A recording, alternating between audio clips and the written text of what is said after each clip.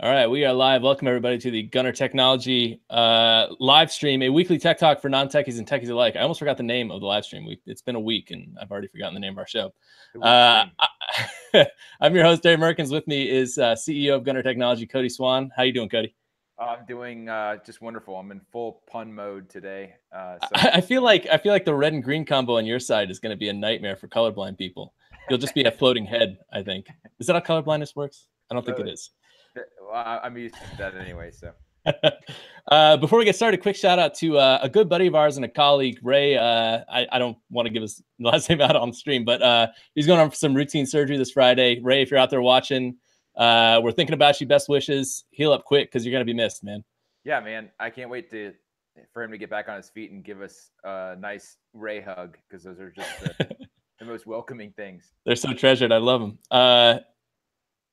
And before we get started again, our shout out to our sponsor, Country Shore Outfitters, a lifestyle brand for anyone who loves the outdoors. Check them out at countryshoreoutfitters.com and sign up for the Country Shore giveaway on our Facebook page, which this week, and I actually need to pull it up. We got Sam B from Palm Beach, Florida, who won the Country Shore giveaway this week. So, Sam, you got a hat and copies of our ebooks, and actually our most recent ebook, which was our 10-part series on the business of technology. That'll be up on Barnes & Noble, Kobo, AWS, iBooks, and anywhere else ebooks are sold. So keep an eye out for that. And Sam, you got a copy of that coming your way too. So congrats on that. And make sure to head to our Facebook page to sign up for that for next week's Country Shore giveaway. And while you're there, answer the question of the week. Which, Cody, you want to take away the question of the week? Yeah. So the question of the week last week was, would you prefer to vote online? And we had 100% of respondents. Is there some irony there that we had people vote on whether they wanted to vote online? Does that skew the results? They said they would not prefer to vote online.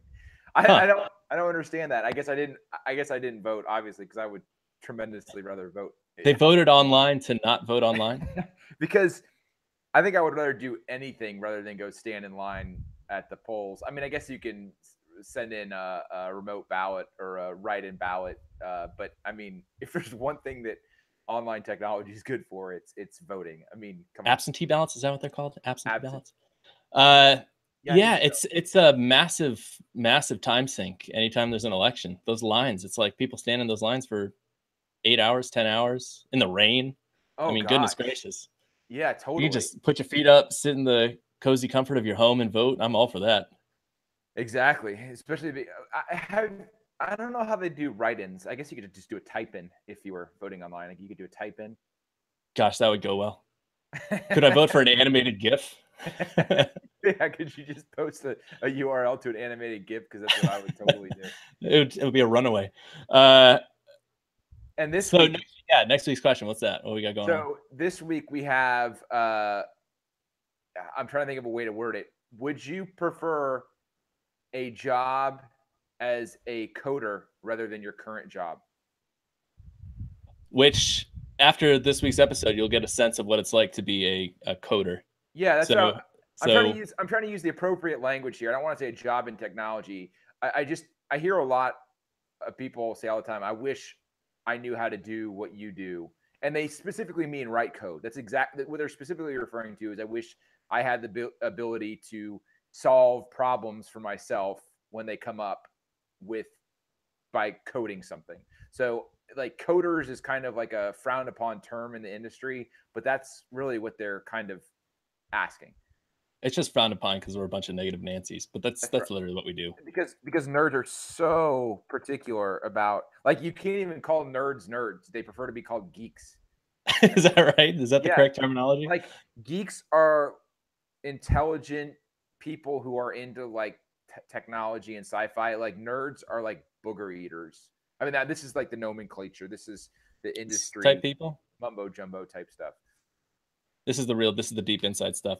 Speaking of that, it's a great segue to our question this week, which is the first question of our new 10-part series on having a career in technology, basically. So the first question this week is, what is a day in the life of a coder like? Lots of coffee. Pots of coffee. Literally, that's the first thing that comes to mind. And I know that's not unique to our industry, but man, that is the first thing that comes to mind when I hear that. Someone had a quote. I think it was maybe Paul Erdo, the mathematician, who said that engineers are machines that convert coffee into lines of code. I mean, there's, I mean, you see, I got my cup of coffee here, and it gets you through, and not only that, but like coffee jitters, or like that, people who are sensitive to caffeine, it's like a great release because you can't really feel lightheaded just sitting down working at coding. So it's almost a benefit to get like over caffeinated if you're actually going to be writing code. I often wonder what would happen if like a plane full of nerds crashed on a desert island, how awful the caffeine withdrawal headaches would be. They'd be out of commission for like 2 or 3 days. Oh man, Just hold up. They wouldn't be able to accomplish anything. a couple times in my life I have had to stop cold turkey because of It's bacterial bad. infections, It's things bad. like that. And it's like a heroin withdrawal. Not that I've experienced a heroin withdrawal, but so I've been told from my high school classes in Dare. Okay. To keep kids off caffeine and heroin. Yeah, but you got to have that. Well, what's the reason why we need so much caffeine? I guess that's a good segue to the next aspect of being a coder, which is the work never stops. Yeah, well, that's a good question, because it is kind of interesting on why we do need a lot of caffeine. True, the work never stops, but I think there is a focus aspect to it also, right? That's a really good point. Yeah, there's the cognitive side of it. It's the work never stops, and the work is extremely mentally testing. And you're literally working at a computer where there are no more possible distractions anywhere in the world than sitting at your computer. I mean, your computer is basically a multiverse of distractions. Yeah. and to be able to stay on task and not be drawn off into, Facebook land or what Trump put on Twitter or whatever is it takes a lot of willpower and a little extra, which is probably another reason why a lot of people in our industry use Adderall too, because it's just so easy to get pulled off of task and onto something, that rabbit hole that will take you off down who knows where. Yeah, there's so many stories of people taking amphetamines for the first time and then like immediately reorganizing their entire house, and everything is in perfect order and like tip top shape, because it's just nuts that it just makes you so focused on whatever your task is at hand. Yeah, and it's a really good point about what you said, is the work never stops, and it's really mentally taxing too, because that's what I was looking for. Taxing. I was going to say tasking, and then I switched to testing. Taxing is the word I was looking for. Thank you. Taxing. And taxing. So, yeah. And taxiing, like there's this runway where you just kind of into it, dive bomb into it. Yeah, but you think about it. I mean, what I try to tell people is, you probably spend 30 minutes writing the code, or you spend probably like an hour thinking about the solution, another hour and a half researching the solution, like 20 minutes implementing the solution, and then like 2 hours testing the solution. That's kind of what it is, man. Yeah, and it's interesting too, the cognitive aspect, because a lot of times it's almost like that movie. What's that movie where he takes the pill and it makes him super smart? Oh, Limitless. Limitless, where like you have so many different projects that you're working on, or pieces of projects that you're working on. Like your brain, I feel like, is constantly working on solutions and stuff. So you'll look at an issue. It'll be this really, complicated ask, and you have to figure out, like it takes a couple hours to figure out a solution, but you're not actively thinking about it the whole time. Like I feel like you'll be working on something else, and like 5 hours later, your brain will be like, "Oh, this is how you're going to do that," and then you'll immediately know what you're going to do with that next task once you move on to that. The worst. I mean, this is another. I mean, a standard thing about working in this industry is you won't be able to fall asleep, because you won't be able to figure something out because you've had 7 pots of coffee that day. Well, but that's also too. But then you'll be laying in bed and you'll think of the solution, and you're like, I cannot go to sleep until I go do this. Yeah, exactly. Or if you haven't thought of the solution, you'll sit there in bed wide awake thinking about what the solution is. I mean, it's really difficult. I mean, this from someone who just last night, I was like, I'm going to go to bed early. And I went to sleep at 10:30 or no, about 10, woke up at 11:30 with the solution to something in my head, and then didn't fall back to sleep until 4 o'clock in the morning. It's so weird. The exact same thing happened to me. I ended up coding it like for like 2 hours at 2:30 in the morning. And that's the way it works, man. It happens. It was so funny because I knew when I woke up last night, I was like, I had to go to the bathroom, the restroom, whatever you want to call it. And it's so funny. I was hearing this argument with someone and who calls it a restroom. And I said, you don't really rest in the restroom. Like, you don't really bathe or you don't really bathe in the bathroom either. I was like, okay, all right, touche. But I knew if I got up to go to the bathroom, that was it. There was no way I was going back to sleep. So I tried so hard to ignore biology, anatomy, calling, and I just couldn't do it. I felt like I was going to explode. And so that was it. I got and there goes 4 hours. There. Yep. That's it. Well, that's really interesting because that is one aspect of sort of a day in the life of developer, programmer, coder, whatever you want to call it, is that it's really fun for a certain type of personality. I think it's people who love puzzles and love solving things, which has always been, I mean, since I was a kid, I've loved games and puzzles and stuff like that. And a lot of the work is being presented with a problem and coming up with an intelligent solution to it. Yeah, it is. And it's funny because hopefully intelligent, I should say. Yeah, that's what I was going to say. A lot of people that I talk to who look at what we do say, oh my gosh, you're so smart that you're able to do this. And really my retort to that is I don't see myself as being extremely intelligent or extremely smart. What I definitely know I am is extremely stubborn, and I will try 1,000 different things. And that's the beauty part about software. I mean, not going into production, excuse me, I should take a step back. When we say production, we mean pushing out code to the live users, to the public user base, whoever that user base is. But behind the scenes, we have all kinds of different environments that the public never sees. They're testing environments kind of thing.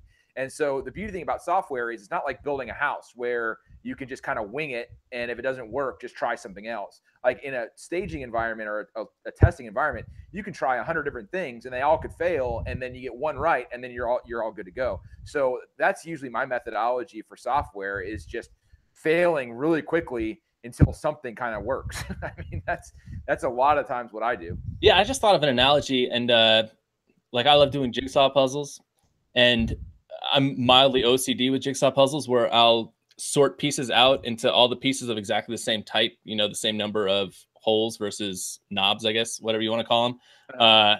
And then for a particular, like if there's 2 holes, you need a piece of like 2 knobs sticking out. I'll try every single one and every single permutation until I find the exact one that goes in that spot. And that's basically how I do puzzles. Okay. Yeah. So it's like, you know, it's stubbornness, right?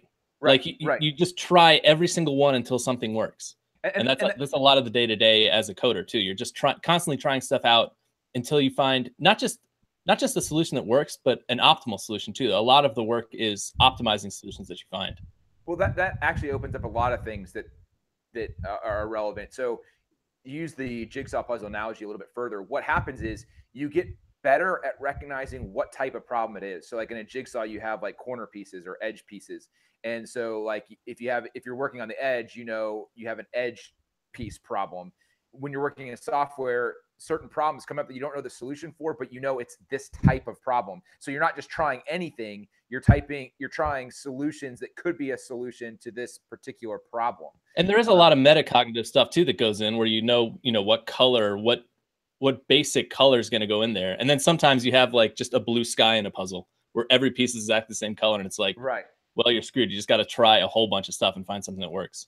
Which, I mean, that is such a good analogy, because that goes back to the whole thing where people ask us, you know, how long is it going to take something we've never done before? It's like asking us how long it's going to take to do a puzzle without even showing us the picture.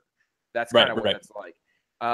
But also, like, because of the stubbornness and the trial and error, there's a lot of frustration that comes with software development as well, because you have to kind of admit that you don't know the solution. And sometimes when you really think you do know the solution, you really don't. And that's really a kick in the chest. I mean, it just takes the wind right out of you. And on that same token, in a lot of other industries, you hear this well, take a step away from the problem. Go for a walk, you know, stretch your legs, do whatever to kind of get a fresh perspective. Most of the time that doesn't work for me. Most of the time, every single thing I try is one step closer to the solution. And if I take a step back, then when I come back, sometimes it's almost like going back to the drawing board and trying solutions that I've already tried to get back to where I was before I took the break. Gosh, there's so much to talk about with this. Just as an aside, we had a random question on Periscope that's what kind of puzzles do you do? And Ravensburger puzzles. If you're looking for a great brand of jigsaw puzzles, Ravensburger puzzles are just it's got that German precision. The pieces fit so well. But to your point about I think the next place to go is coming back to work, because what's really interesting is you constantly have to go back to stuff that you've already done, and there's almost like a mental reset button that you have to hit to get back in the mindset of the work you did, to even get back to a place where you can dive back into the code. Like, a lot of it is refreshing your mind about what you've written before. It's kind of hard to explain abstractly, but it's like you just got to get back in the mindset you were in when you were originally working on that piece of software. I believe outside of the industry, they call that alcohol. Yeah, right. You got to get in the right mindset. That's our euphemism for, yeah. It's a euphemism for blacking out. Right, and writing code. But it is a tough cognitive task. I mean, I can never explain this adequately enough, but the Ballmer peak, named after Steve Ballmer, the former CEO of Microsoft, is this theory specifically related to writing code, writing software, that says there's a perfect level of drunkenness in which to write code. Well, because that's another interesting angle, is that there is a creativity aspect to it. And I think for a lot of people, alcohol is a method to get to a certain state of creativity where you can actually come up with interesting solutions that you might not have thought of if you were completely sober and straight-headed. I mean, I've seen it in action for sure. There's a lot of people I know who would never be able to get a date if it wasn't for the creativity behind alcohol. And getting dates as a coder is a whole different ball of wax. That's right.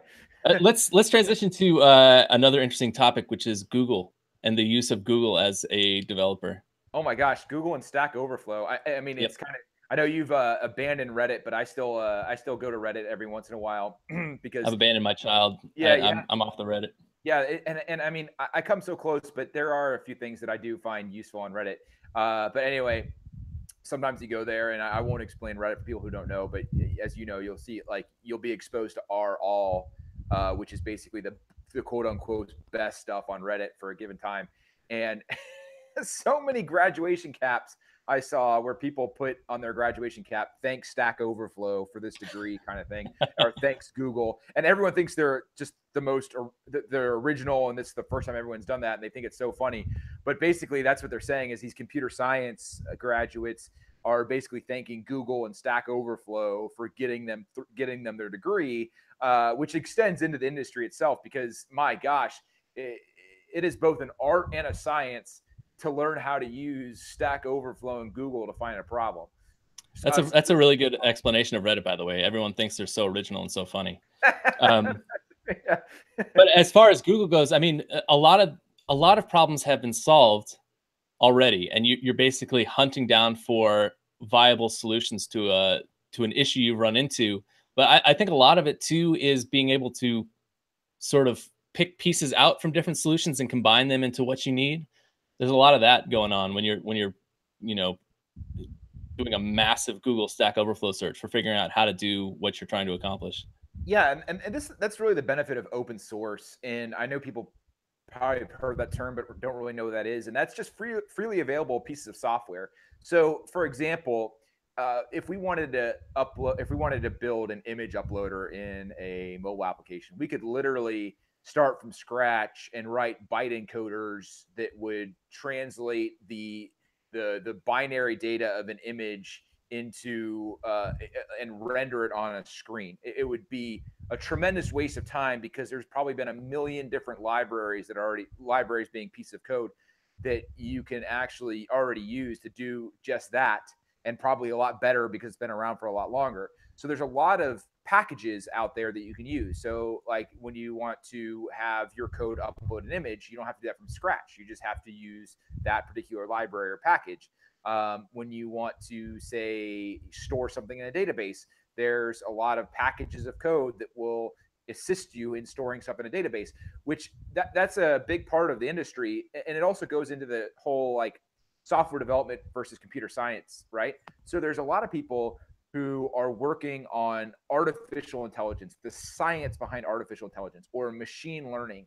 They're the academics, they're the computer scientists. And then there's people who are going to use what they actually invent. We're the people who use what they actually invent. So if someone actually uses, or excuse me, kind of invents an artificial intelligence implementation, then we would be the one who makes use of that implementation to say, get your newspaper from your driveway every day at 8 a.m. and knows when it sees you what section you want read to you or not. Yeah, there is an interesting relationship between the research side of things and the business side of things. And it's usually research finds the stuff and then the business side implements it. So, if you're talking about a specific algorithm, there might be algorithms that are really good at reading a ton of data in, but it's really slow to write new data. Or there's some algorithms that's really quick to write new data, but it's really slow to pull the data back out. So research kind of comes up with these new techniques or solutions, and the actual developers put it into practice. Right. There's a lot of back and forth between those two. Yeah, and it's weird because there's always a it's a tenuous relationship, because researchers tend to be purists, and when you're working in the field, you tend to be more practical. Yeah, it's a lot like sort of theoretical physics versus applied physics. That kind of relationship. Yeah, it really is. It really is, and it makes for an interesting relationship. And they're symbiotic. You can't have one without the other, but they're also contentious at times. Yeah, definitely. Let's talk about like an explicit day in the life of a coder. Like, it's not 9 to 5, but what's sort of an average day for a developer look like? Yeah, I mean, so it depends, right? Like, I guess it depends on where you're working mostly. Yeah, like whether you're sort of part of a large team at a big company, or whether you're, one of 2 developers in a startup. Well, yeah, and it also depends on like what phase of a project you're in. Like I talked about, I woke up last night, and so yesterday, what you and I did was we went through an application and found a bunch of bugs. Well, what I did last night into this morning was I just plowed through a lot of bugs and fixed them. And so a lot of that, so these bugs, most of them, there was a couple in there that were not so easy to figure out, but a lot of them were just we just had to uncover them. Once we uncovered them, they were a couple minute fixes. So in there, you're just pumping through bugs, fixing bugs, fixing bugs, fixing testing, and so that's like a lot of just grinding work. And so I try to separate my days into kind of that versus testing versus like researching versus meetings. And I try to have like a day for each, so I can kind of focus on that. That's why we kind of always batch up our meetings for like Monday or Tuesday. So you can kind of be in a meeting mindset. And then if you're then have Thursday for bug fixes, then you're in the bug fixing mentality type of thing. Yeah, there are definitely different mindsets you have to be in as a developer. There's a lot of different hats you have to wear. Yeah, especially like you said, if you're in a smaller company, which we are, right, we're less than 25 people. So we don't have the ability to have people specializing in certain things. Like most people have to be in the meetings. Most people have to be involved in testing. So like you can't just say, okay, you focus every day on bug fixes. And that's also becoming more and more prevalent in the industry itself. I think the industry is moving towards a model where everyone is a jack of all trades, so that they can, move into whatever position they need to and help out wherever they can. Yeah, I think that's really good. I do get the argument for specialization, but there is a greater sense of ownership if you're kind of having a hand in everything, and it gives a lot better kind of understanding of the product or project as a whole as well. I think there's also the aspect of everything moves so quickly now. You have to be able to move pieces around and have people work on stuff, at a moment's notice. I think it's tough when you have specialization because maybe, you know, your C specialist is, you know, busy for the next 3 weeks, but you have something that needs to get done in 3 days. It's nice if you have, you know, a dozen people who can hop on whatever issue comes up. Right. It removes bottlenecks, or Exactly. it That's exactly right. alleviates bottlenecks tremendously, for sure. So I guess let's go back to like developer wakes up, drinks their pot of coffee. Let's imagine it's a coding day, because I think most developers are interested in watching this episode, are interested in what the actual you know, day to day is going to look like for them in terms of tickets coming in, or what they're going to be doing on sort of like an hourly basis. Yeah. So that's totally accurate, I think. And what we do is we'll batch up the tickets during our Tuesday meeting, and so everyone kind of sees what they have in front of them. And so it kind of, what I do is have those tickets, and kind of before I go to sleep the night before, I kind of mark which tickets I'm going to work on the next day. So when I wake up, I don't have to think it through. I have, okay, I wanted to tackle this when I went to sleep, so this is what I'm going to do today. And then you inevitably have things that come in that are emergencies that you have to stop doing what you're doing to fix. So in a coding day, your day is kind of split between tackling things that so tackling things on your weekly list that you've decided to do that day, and then also being able to pivot and work on quote unquote emergency work from existing clients that comes up. We've got a bunch of questions on here that are directly related to future episodes, stuff about how you found a job, what kind of training you need. So I'm not ignoring these questions. We are actually going to get to these. We're going to devote entire episodes to those two questions in particular. So I guess, is there anything you want to add to the day in the life episode at this point? Let's see. You know, one thing that I've done, which is kind of cool, and we did this at ESPN too, is so when you're in the task, like I said, you don't want to be interrupted. But when you're finished with the task, and if you're not going through bugs, if you're going through bugs really quickly, just go through the bugs really quickly and hammer them out. But if you're going through mentally exhausting tasks, when you finish one, what we would usually do is we'd play like a game of office basketball. I've built a home gym here, so I actually will do a workout in the morning, and then I generally plan to do a second workout during my workday, and basically say, okay, after every mentally exhausting task, I'm going to go into my gym and I'm going to do a circuit of 4 sets.